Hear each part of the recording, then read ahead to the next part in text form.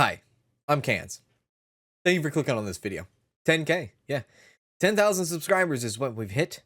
And it's a little bit of a milestone, of course. Absolutely. Never thought I would get to 10K. You know what? No, I'm not going to make this cliche. Never did I think I was going to get to 10K. You know what? I take that back. I had a feeling that I was going to get to 10K. When I hit my first 1,000 subscribers, I felt that, you know what? I think I might have what it takes to get to 10K. And look at here. We're here. Anyways, I just wanted to make a video to kind of acknowledge that we did hit 10,000 subscribers, which it's a massive amount of people. Imagine 10,000 people, right? Crazy. I put up a community tab before we hit 10,000 saying if there was any Q&As, any questions that would like to be answered or anybody had any curiosities, I'd make a video for it. And that's basically what I'm doing right now. And that's that. Now, as you can see, no green screen, not turned on, a little bit more personal as it is. But yeah, there's some good questions here. And I'm very excited to answer some of them because, maybe people are legitly curious, So let's see here. First question is is streaming what you do for a living? And how long have you and Danielle or Danny been married? So two questions in one here. Answer to the first question is streaming what you do for a living? Yes. Streaming is what I do for a living. How? Why? How can you? Well, first thing is I will say is over the past year, we have created an incredible community, an incredible, generous community that I'm sure most of you that are new and most of you that hang out with my Dinkum streams, you guys know that it's very tight knit here. We've created a very special place to be, and so generosity goes a long ways within this community, and it has been for the last year, maybe even more than a year now. Right now that we're in July and almost in August, probably more than a year. Yeah. So is streaming what I do for a living? Yes. Is it a lot? Do I make a lot? No. My previous job, I would say I probably make somewhere between 40% less, maybe 50% less than what I used to make. Now, how can you do that? Well, I have put myself in a situation where Danielle and I have put ourselves into a situation where materialistic things don't control us. We control them, if that makes any sense. You can see in the members video, if you are a member, you can see in the members video our $1 million mansion tour. Yeah. You can go ahead and check out if you are a member and you haven't already, go ahead, check out the members tab. Check out our $1 million mansion tour. And you can see for yourself what kind of position we've really put ourselves into. It's a good position. It really frees us up and gives us the ability to do a lot of things here. And that's the point. There's sacrifices that are made, obviously. But there's sacrifices in anything you do in life, really. And you just got to make sure you got to weigh the pros and the cons. So I've put myself in a situation where I can do this. And sometimes there is times where it can get tight in the months. And it's super easy for me at least, to pick up a little bit of a side gig or side job somewhere else, because I have a lot of different skills that I can work throughout wherever there needs help, basically, in my community. So that's that. How long have you and Danielle been married? We got married in 2018. So we've been married since 2018. So this year will be 4 years of marriage. However, we got together in 2011. So this year, in September, will be Danielle and I's 11-year anniversary together as a couple. But in December, which we got married on December 23rd, we would have been married for 4 years, which is awesome. Yeah, so hopefully that answers and clears up a little bit of questions there. Another question, this is actually from the same person. They said, what would be your advice to someone who wants to get into streaming? It's a great question. My advice to anyone who wants to get into streaming is figure out what you want to stream for and figure out who you want to stream for That is two questions you have to answer. What you want to stream for and who you want to stream for. Because what determines the value of what your content's going to be. And who is going to really niche down your demographic and really position yourself into attracting those people that you're trying, right? Value wise. Now, I myself, the most demographic here on the channel are people of my age, people that are older than my age. Those are majority of the demographic of age that I attract.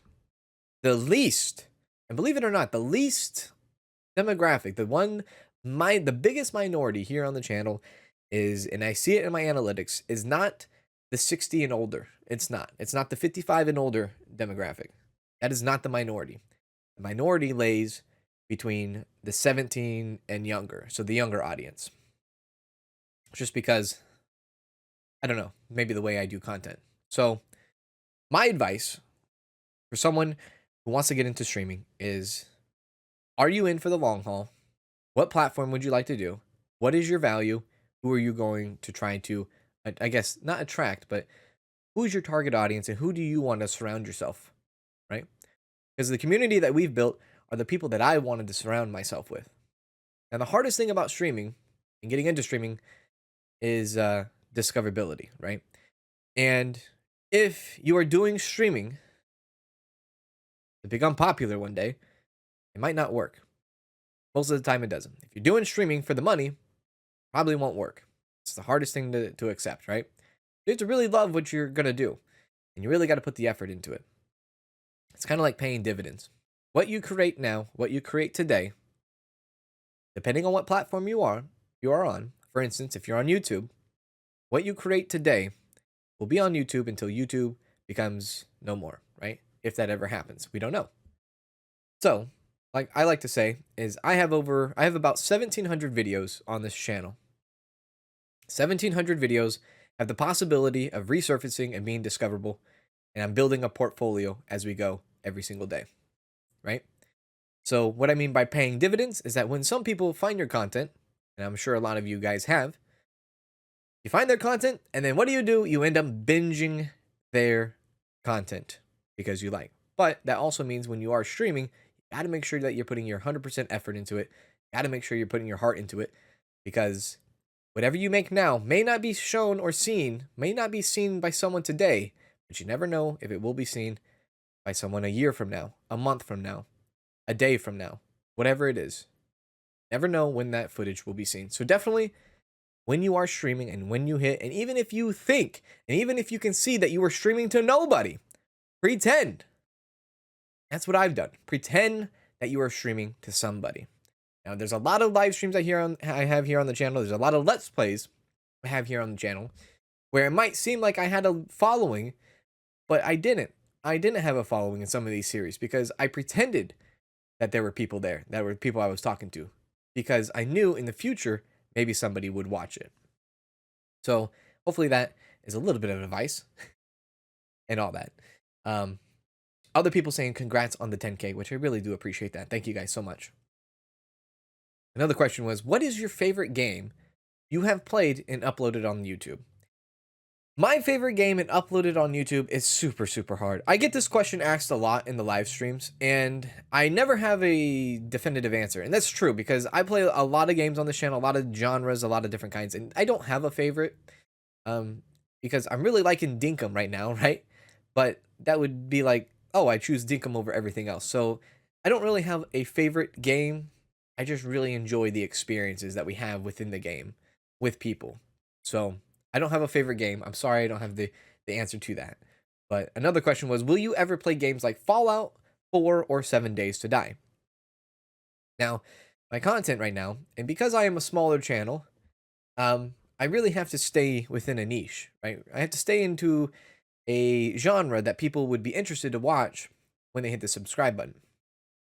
Now, self-sustaining, right? Self-sustaining. The best way, or the best thing I can really explain this is memberships on the channel. And this goes for kind of an explanation there. Memberships on the channel and Patreon members really give me an idea of how my projections will be and how I will sustain myself and how much money I have an idea of how much money to expect going into the next month. Does that make any sense? So, YouTube ads, you do get money for YouTube ads. Not the bread and butter. It's not a lot, right? But it is something. Memberships, donations, Patreon, those is what keeps the channels running. And I say channels because I'm sure this is same with a lot of other creators. Keeps the channels running and going month in and month out. Because it's a number that we can see, and that's a projection that we can see. So when you get into high members and high Patreon members, high amounts of it, that is when you can start affording to branch out into other genres. When you feel more comfortable, you're like, you know what? Maybe if I did a video on this game, it might be bad view-wise, but it would be a variety thing. Maybe a small amount of people would like it, and it would be different, right? But at least you have the sustaining costs to cover it. Does that make sense? So you're not missing out financially if you have that sustain, right? If you have the memberships and Patreons, it kind of works back and forth. So when you become and get to a level where, you know what, I can afford to take a risk, because that's what YouTube is. It's always a risk. If I can take and afford to do the risk of trying out different games, then yes, absolutely. Fallout 4. I don't know if I would ever play Fallout 4 on the channel. I'm not disregarding it. Absolutely not. I'm not saying I would never, but I'm just saying I have no idea in the future. 7 Days to Die, maybe. Fallout, probably not, because it's been so long and so old. It's not old enough to be like, Fallout New Vegas, bring it up, start all over again. If that makes any sense. It's not that old yet, right? There are games that I do plan on bringing to the channel that are a little bit out of the ordinary, and that's in the far, vast future. And those are games like the new Fable game. I would really love to afford to play the Fable game. Absolutely. Absolutely. I think the Fable game would be really fun. I would personally want to play it and enjoy it. But again, I don't know how the rest of the channel would would really react to that. So that's the only scary thing. We all know that there's another Fallout game coming soon, and there's also Elder Scrolls coming out as well, and Starfield as well. So yeah, games like that definitely would be a risk, so to speak, and I'm open to the ideas in the future for sure. Yeah. And then another question was, when will you play Stardew Valley? Now, Stardew Valley is a game that has been done over and over again, but I know it's a game that has a very strong community within it. And I know there's a lot of people that like to watch people play Stardew Valley. And I've thought about it. I've thought about it. I've thought of doing a solo Stardew Valley. I've thought about doing a co-op Stardew Valley. All these things. Just never really wrapped my head and really focused in on a Stardew Valley run. Maybe when we get closer to the Haunted Chocolatier, maybe we'll dabble into Stardew Valley. I'm not sure. I don't know. I don't know when or if there will be a Stardew Valley. But that definitely is still on the table, and I'm not gonna discard it as well. Yeah. So another question came in was, how does it feel to be one of my favorite YouTubers? An honor, a pleasure, an honor. I always say it's a pleasure and honor being with you here today, because the fact that I can bring you guys content daily, that alone is a pleasure and an honor in itself. So I would say it's a pleasure and an honor to be one of your favorite YouTubers. I appreciate that. Another question was, what activities do you do outside of YouTube? Past work, gaming, things like that. And do you have time to do it these days, being so busy with content creation? Now, a lot of people don't know this. As a sole person, as a single entity, there is a lot of work that goes into to content, right? Content creation. This is going to get a little bit heavy here. Content creation is not just one video and there you are. Like, it goes a lot. There's a lot of research behind it. There's a lot of marketing behind it. There's a lot of what's next behind it, right? The fear of, oh, will this sustain? Will this be enough? Will people be interested in this, right? Risks. We talk about risks, right? When I record a video,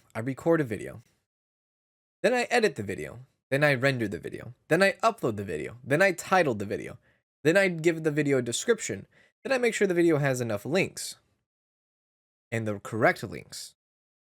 And then I schedule the video. All that takes a lot of time. It's a very time consuming thing. And it's a very monotonous thing to do day in and day out. And that's for one video. Then there's the second video, which you have to do all over again.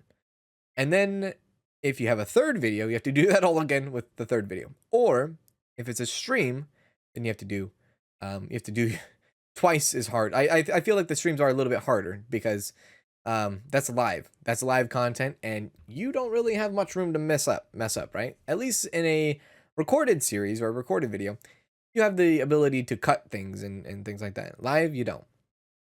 So what is the pattern that I'm on right now, and what is the schedule? Well, the first thing I do in the morning is, well, I'm not going to give you through a morning routine, but the first thing I do as far as content-wise is, so far, the last week or so, and it's always adjusting, it's always changing, is that I live stream first.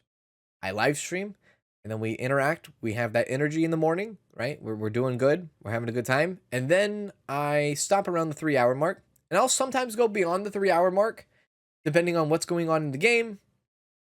If it's day one release and we want to get more than 3 hours of it, but really the minimum I like to stick around is 3 hours. And so after the 3 hours, I hit end on the stream and I breathe. I breathe a little bit, right? And then the next thing I do is I load up the next game that I have already in my series docket, and I go back to recording, and I record. And if you haven't noticed, I record videos up to 45 on average, 40 to 45 minutes a video. So then I go into another 45 minute video, record that. Then I need to do another video, which will be the third video. And I go and record another 45-minute video after that. So you're looking at a 5-hour plan. Look at that. A 5-hour line of creating content, right? So you have the stream for 3 hours. You have an hour of recorded gameplay, another hour of recorded gameplay. Then you stop. Then you have some food. Then you have something to drink. Then, whatever it is. You don't have to do it. This is just the standards I hold myself to. After that, you go and you edit the video, you render the video, you upload the video, you title the video, and all that. You do that 2 more times. Getting ready for tomorrow, right? Getting it ready for the next day. And it's super different, and it's difficult because you could binge record your videos, but I don't binge my videos. That's just how I do it. That's just the personal take-in for me. If I binge my videos, I don't get back to comments fast, and I feel like that's important. Kind of like the interactive chat. I get back to chat as fast as I can. I get back to comments as fast as I can with not binging my content. If I binge my content, I would have a lot more free time, but I don't binge it in one recording session. That's just how I operate. So after that's all done, you have to look in Twitter. You got to check on Steam. You got to see what's coming up next. What are the new releases? What are the next big thing? What's the next game that's gonna really do something for you? What are people gonna be interested in? What's the genres like? For instance, this genre of people that we have here like farming sim. They like simulators. They like tycoon management games. Sometimes they even like story-driven games, right?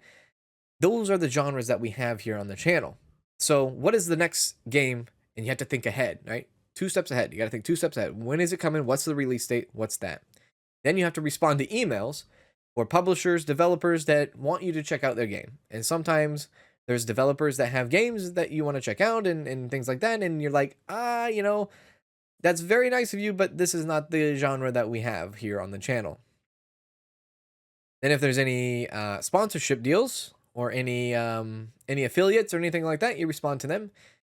I've turned down many sponsorships because I do not think bringing a mobile game to the channel is the right way. So I know it's a meme out there. Stop offering me money to put mobile gaming on the channel. Just quit. It's ridiculous. The emails come out and they said, hey, we've been watching your channel for so long. Here's $1,000 to make a 15-minute video. I said, to hell with your $1,000. I don't want to make a 15-minute video. If you are a fan of the channel for so long, then you know where I stand on mobile gaming. For the most part. So, no. So I just respond politely. I say politely f off to to that, right? No.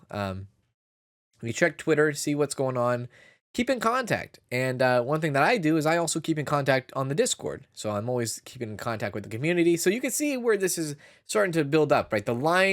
Of time, the line of time can definitely get away from you. Like I said, it's about 8 to 10 hours every single day of doing this. Then you have to promote your stuff somehow without being kind of an ass. Anyways, but to go on to that is what activities do you do outside of YouTube? Now I do get outside. I do get outside. I play softball. If anybody didn't know that, I do play softball. I play softball maybe once or twice a week. You know, a few hours a night, and it's called the beer league. We like to call it the beer league, so to speak. We go out there, we play softball. We're running around, we're exercising, we're having beer, we're relaxing. That's our time to really just decompress for a little bit, and I really love doing that.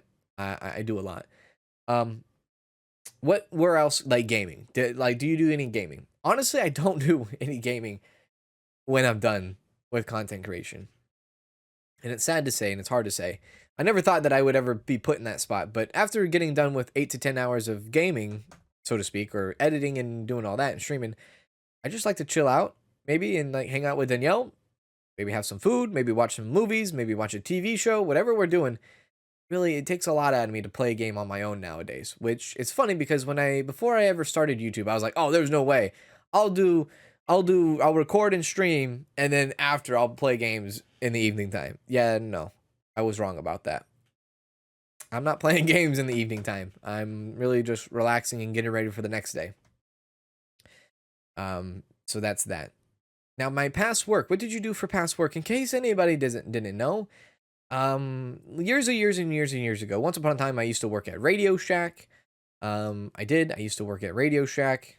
It was okay. It was cool. You know, we were spiraling out of control as a company and going into bankruptcy, and I got laid off. But besides that, it was fun, I guess, for the most part. One thing I really hated about Radio Shack was selling cell phones. F that. And then for about half a decade after that, I spent my time running a retail store. And it was a family business that we had before COVID. This is pre-COVID. Family business that we had, and it was of the it was of the adult industry, so to speak. I was really I sold lingerie. I did. I sold lingerie. I was an expert in selling lingerie. I used to work a lot with women. Um and I used to sell a lot to women. I used to do all that. It was a very interesting time. I also sold a lot of adult products. I also sold a lot of adult DVDs to go along with that. So I was in the adult industry, so to speak.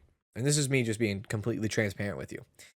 I did that for about 5 years. I did do that for about 5 years. Had one of the greatest things that could ever happen to me. And then one of the worst things that were ever going to happen to me was COVID. And not just me, but everybody, right? Yeah, so I worked there for half a decade. That was supposed to be my forever job. That was supposed to be my forever, this is the family business. We'll continue. Hand it down. Here we go. Continue. Um, and the thing about working there is that I wasn't just allowed to just work there. That was the thing. I had to meet standards. I had to go out on my own in my own life, obtain skills where I worked at Radio Shack, where I worked at grocery store, where I worked for grunt work as far as like I used to flip houses. I used to work that like I wasn't the one owning the house, but I was doing the grunt work for tearing down a house and flipping a house. I did grunt work like that. Landscaping. I did landscaping as well, all before I was able to even step foot into my own family's business.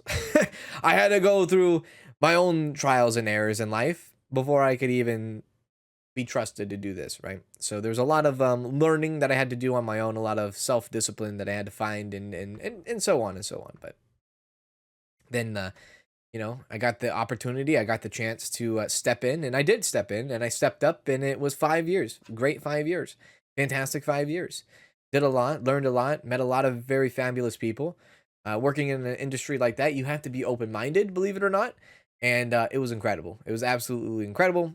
Have some horror stories that I dealt with back in the day within that store and within the company, but I kind of talk about that in like King of Retail series that we have here, but I won't go into it now. So that's what I used to do. And then COVID hit.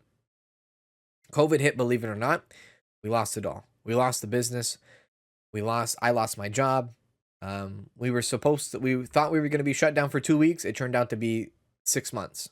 And you could probably see what that happened. Mom and pop shop shut down. So I had to make a decision on where to go next. And I did. I made a decision. I applied for my local, and I know you're gonna think, what the hell are you talking about? I used to be a little bit different than how I am now, but I used to have clean face. I used to have a shaved head and completely shaved head, and I applied for my local sheriff's department for being a correctional officer. I was gonna work in the jail. I went through the process, completed all the tests except for one last test I did not pass. That was about 3 or 4 months process, and that was after we lost our business. So I went through a 3 to 4 month process. I passed everything except for my last test, and I did not get the A-OK. So after that, I was very lost, and I was like, I cannot afford to go another 3 to 4 months. I can't afford to go another 3 months to do that process again, you know? So I picked up some side jobs. I did a little bit of DoorDash. I did a little bit more landscaping. I did Instacart, if anyone's ever heard of Instacart. But while I was doing those little side gig jobs, that is when I started creating content. That is when I said, you know what? If it's not now, then I don't know when I will ever give it a full shot. And I gave it a full shot towards the end of 2020.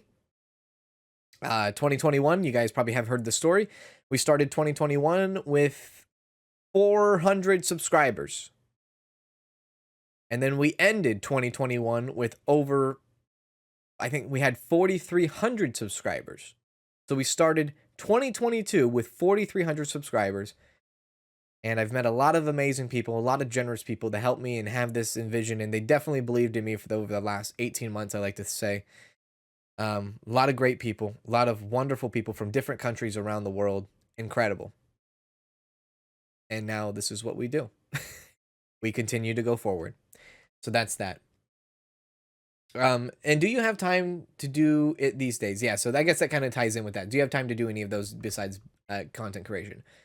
I really don't have much time anymore. Well, I say anymore. It's not anymore. It's just right now. Right now, I don't have a lot of time because I know where my focus needs to be. It needs to be on the channel here. And I know I have a holiday coming up very soon. And that, that's coming up at the first week of September. That's when I'll have a holiday. I know that. And that's like 6 weeks away, give or take. So I have plenty of time to bust it now, do absolutely nothing but content creation. And then I know later down the road, I'll have a chance to breathe. So it's okay. Here's a few questions. Here's another question. Congratulations on 10K. Tell us how the story you and Danielle met. So this is a good question as well. How did you and Danielle meet? Interesting. Interesting indeed. Well, it's not that interesting, honestly. It's not. So Danielle and I, like I said, we met back in 2011, and I come from an era where I had never in my entire life, I don't even think Tinder was around. So all these people nowadays saying, this is about Tinder and Tinder's about this. I don't know what you're talking about. I don't know how Tinder works. I don't know.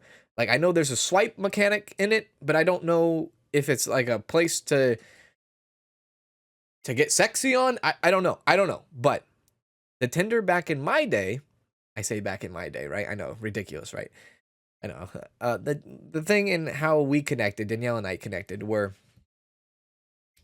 she knew of me from mutual friends. I had no idea who she was, but she knew of me because she heard my friends talk a lot about me to their other friends, if that makes any sense. Oh yeah, I hung out with him, with Caleb. By the way, my name's Caleb, by the way. We hung out with him this weekend or did this. So she knew of me. And then one day, out of nowhere, she added me on Facebook. And I saw her and I said, oh, okay. She's mutual friends with a bunch of my friends. Maybe I know her. Except right? We all do that. And then it came through. And then the girl DM'd me. She fell into my DMs on Facebook, right? She DM'd me. She said, "Hey, you seem kind of cool. How about we talk?" And the rest is history. The rest is history. So yeah, she met me through she DM'd me on Facebook. We talked for about a month or two, and then we met, and it was freaking grand, dude. And that was back in 2011.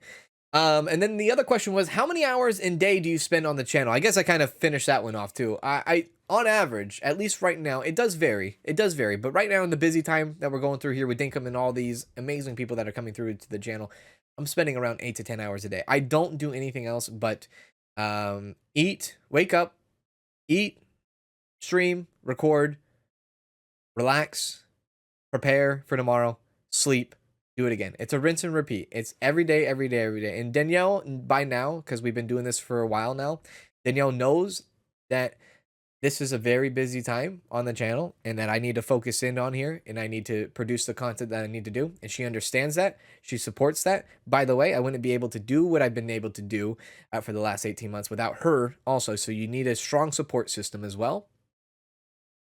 And then the community. But yes, this right now, it's about 8 to 10 hours a day. And then when I'm done, I'm done. I just lay on the couch and I'm like, holy crap, let me just gather my thoughts for a sec, and and prepare for tomorrow. And that's where we're at. That's where we stand at right now. And another a follow-up question on that was, what's most important to you with the channel? And I've kind of talked about this during our Dinkum stream day 11, but the most important thing with the channel is to create an amazing community, right? Obviously, create a community that create a group of people that would love to have similar interests and that would love to be there for one another. I want people to have a safe space to go and just enjoy their time. I talked about it a lot where I envision myself. I've had very bad times in the past. I've gone through multiple things that I won't really mention too much about. But there was a lot of alone times, and the YouTube and having YouTube videos and a constant YouTube thing was big, and it helped me. And I've said to myself 1,000 times, I wish I could do that for someone else, right? I wish I could be that background noise for somebody when someone's lonely. I wish I could do this, or I want to be that person. And so I wanted to be that person for so long. So, but I also wanted to be that person, create that safe space, create the people, not create the people, but gather the people that would want to care, would want all these similar interests that we all do, and just be happy. Just be happy. And I know not everybody can be happy every single day, but I hope that I can at least make somebody smile at least once a day, And if I can turn your frown upside down, then that's a great thing, right? Obviously, that's a great thing, and that's what I strive for. But the most important thing about the channel is the community, and I don't want the community to ever feel like I'm one above them. And that's why I'm in the Discord. That's why we talk in the Discord. That's why I try to interact as much as I can with everybody within the community, whether it's the comments, the chat that's going along, or just personally inviting people to come into my DM if they need someone to talk to. I'm not above any of you. I'm not above anyone. Anybody watching this video, I'm not above you. And that's one of the most important things. I'm just the guy. All I am is I'm the guy that brings these people together. That's all I'm doing. That's all I want to do. I want everyone to come together and we all enjoy it together, right? But I'm not above anybody. So don't think that I am, because I'm not. You're always welcome to DM me if you have any questions, or if you're just going through some time. I've dealt with or I've talked with a lot of people over the last 18 months, and I've seen some scary stories. I've heard some scary things, some awful things, and some heartwarming things. So I've seen it, I've done it, I've seen it all, and I'm willing to have that connection with the community. There's another question that says, would you ever consider playing Raft? And that's a great question, because I actually do have Raft on the docket. And I was supposed to actually stream. I was thinking of streaming, and this is funny enough. I was in late night, maybe a couple days before Dinkum ever came out a couple weeks ago. I was sitting in my office, and this is the office, by the way. I was sitting in my office late at night, and I was thinking 1.0 for Raft just came out. And then there's this game called Dinkum that just came out, or that's coming out in a couple of days. Should I stream Raft, or should I stream Dinkum?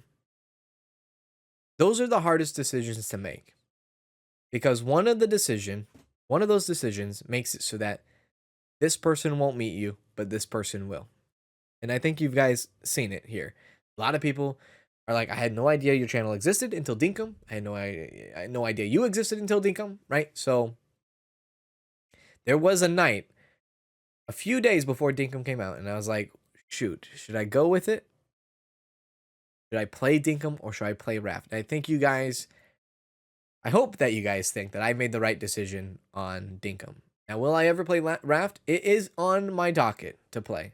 And I would like to play that game as a co-op too. I've never played that game. So that would be a whole nother experience that I've never played ever. So that would be a fresh experience. Yeah. But hopefully that answers your question. Maybe one day we might, right? Here's another question that says, are there other genres you've considered playing on the channel but haven't had a chance to? And that goes for, again, if I'm able to, I might experiment with it. It's the hardest thing about YouTube is that, and I've talked about this in the past, is that when I first started putting out YouTube videos, I didn't know what kind of gaming videos I wanted to put out. And then I focused in and I said, well, I can't have a Dinkum video over here. I can't have an Animal Crossing video over here and a Call of Duty video over here, or an Overwatch video over here, and I can't have Mario over here. You know, I had to find something, and so I fell into a niche. I fell into this niche. I was never expected to fall into this niche, but I did. And am I upset that I fell into this niche? This like simulator, like in Sims and farms? No, I love it. I love it because it goes back to. Oh my God! It goes back to this. Listen. See, it goes back to this. It goes back to what one of the first games I ever played, and that is Harvest Moon 64.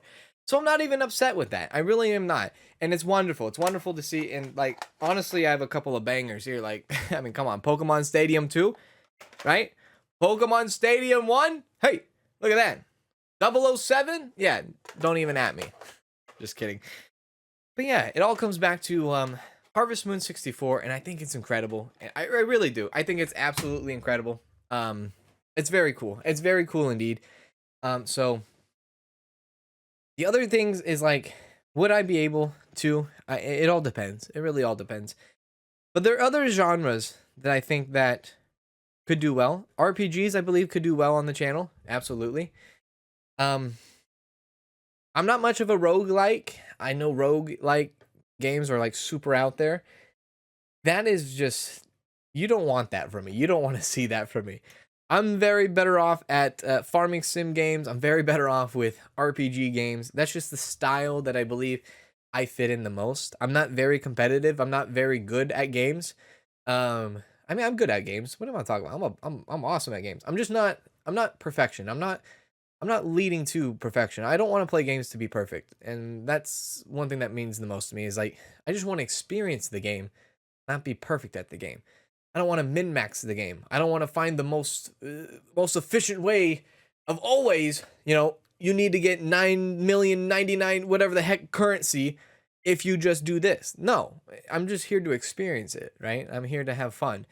And that's the most important thing. So I think though that best kind of play style that I have goes better with like simulators, farming sims, story-driven games, RPGs. But RPGs is something that I would like to get into for sure. Fable, maybe Starfield, maybe Fallout.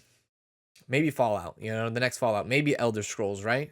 Those are probably genres that I would probably see next as on the list, rather than what we have now.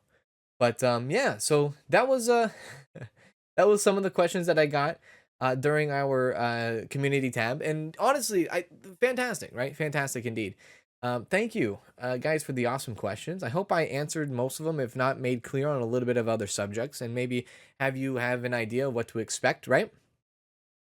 So yeah, I do appreciate that. As you can see, I'm a I'm a Willy Wonka fan and a Seinfeld fan. I mean, those are little bit things I enjoy. I like Roger Rabbit. I got some baseballs back here. I got a few things. This is all the stuff that's behind the green screen that you wouldn't really notice, and these are just things that I like to have, or some things that I do have. But I mean, I have a lightsaber, dude. Like, come on, Obi-Wan. Yeah, like, come on now, right? I got that a couple years ago. Pretty good. But yeah, anyways, hope this clears up a few things. Hope you guys enjoyed this video of the 10K milestone. It's a little bit more of a personal video, of course, but other than that, here's to another, I don't know. Here's to many more, I guess, right? Cheers to many more. I hope we can continue to have fun, and I hope that that you learned a little bit more about the community here and what I'm trying to do and what I'm trying to build here, because that is the most important thing. Is I don't like to think I'm like your typical let's player. I'm a little bit different. I'm a little bit I'm more weird, right? I'm more off. I don't know. I'm a little different, but hope you guys appreciate that, and I hope you guys enjoyed that. So thank you all so much, and I'll see you guys very, very soon in the next video or stream, wherever that may be. And do as always, take care.